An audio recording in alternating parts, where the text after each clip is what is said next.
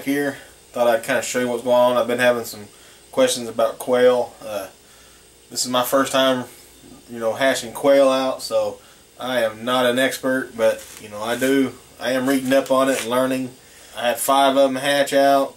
I ended up helping a couple of them out of the shell, which is a no-no. They die in the brooder when you do that. I couldn't help it though. I had to help them out, and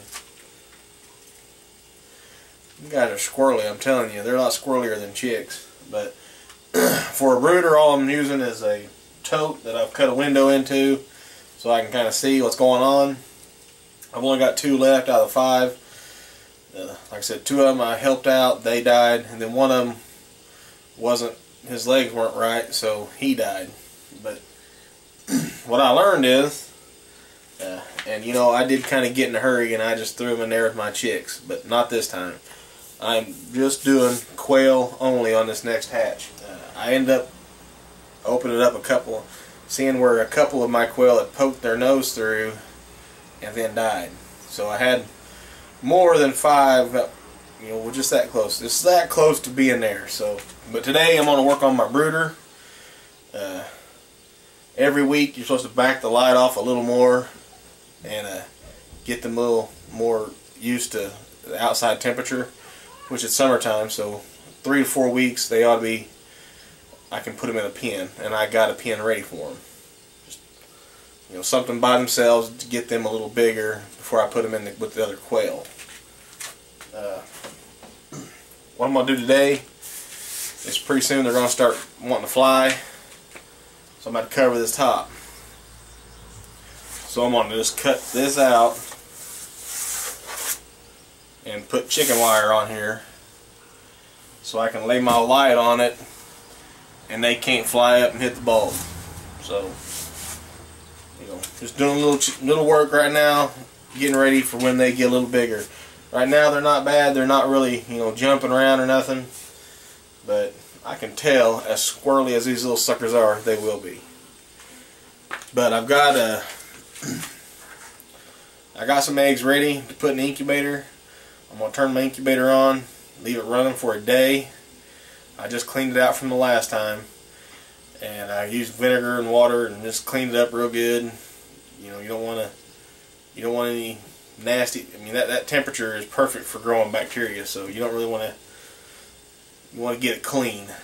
And I moved it outside, and I'm going to keep it outside. I think that was kind of my downfall on this last hatching. I took the incubator inside so the kids could see, and every time I turned around they was bumping it and moving it and jostling it and playing around it and knocking it around. And once you get the chicks where you need them, you don't want that thing moving around.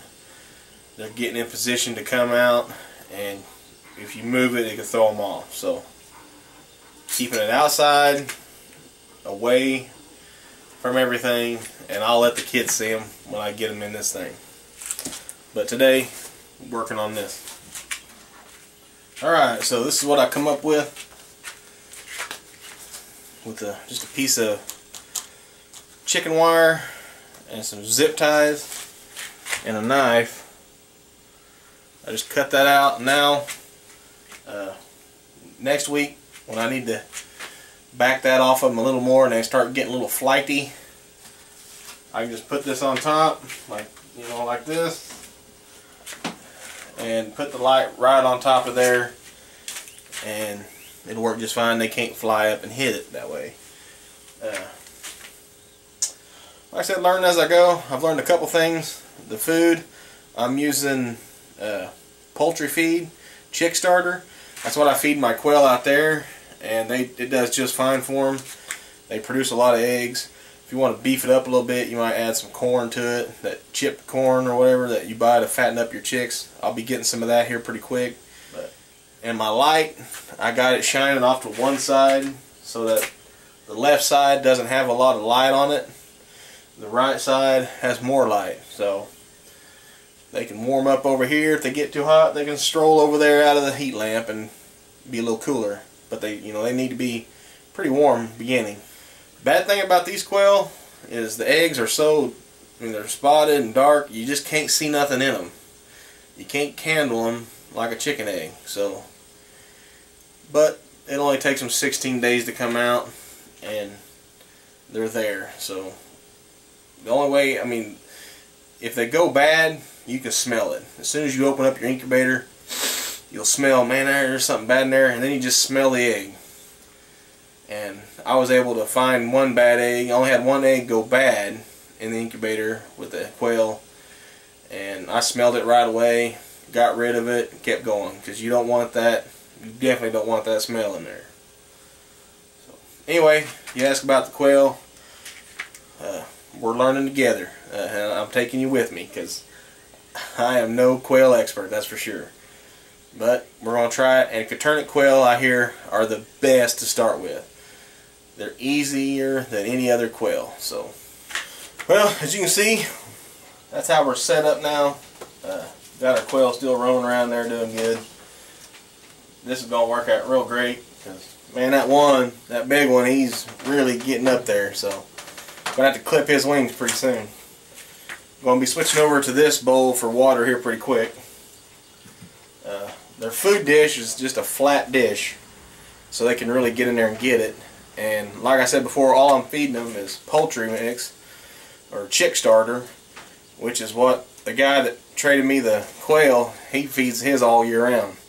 So that's what I've been feeding mine. And all I do is just take it, crush it up in my hand as fine as I can get it, and drop it in there on that pan. And when they were little, sometimes you could moisten it with some water, and they could eat it real good then, because some of them chunks are pretty big in that chick starter. But as far as a water dish, when they're little bitty, I just cut the bottom out of a pop bottle, and only about that tall, and just kept it filled up. But I'll have to do something different if I start getting large numbers, which I hope to. But this will be what I'm going to be. I don't know, that might still be a little too deep. I don't want them to get in there and drown. So anyway, just put your noggin thinking cap on when it comes to watering. Now we're going to go over here and check on the eggs. Alright, so we got the incubator out here going. We're 102, 103 degrees, which is a little warm as far as chicks go.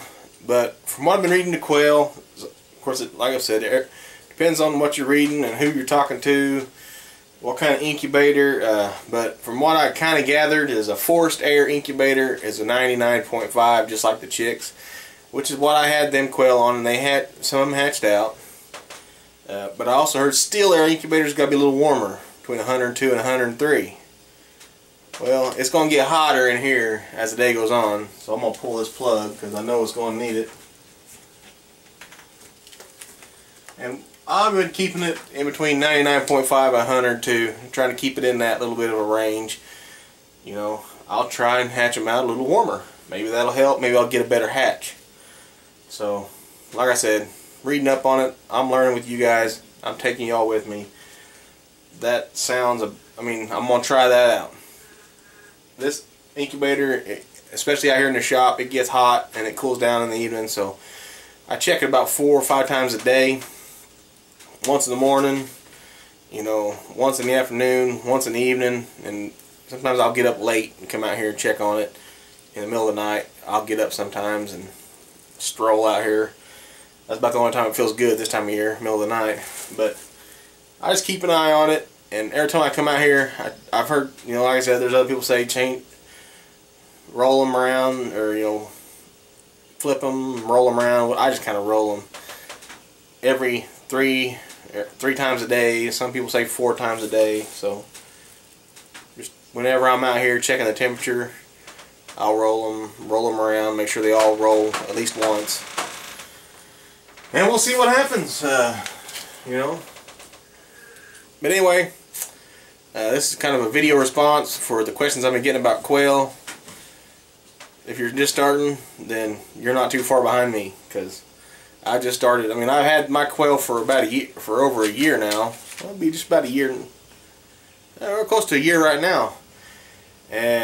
But they were adult when I got them, so now I'm hatching them out, and that's the hatching part's the easiest. It's the brooding part, keeping them alive in the brooder.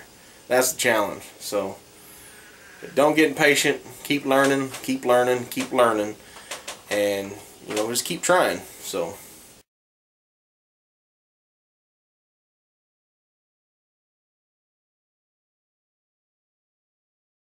Friend Knife Making. Quality knives made in America. Visit them at www.friendknifemaking.com.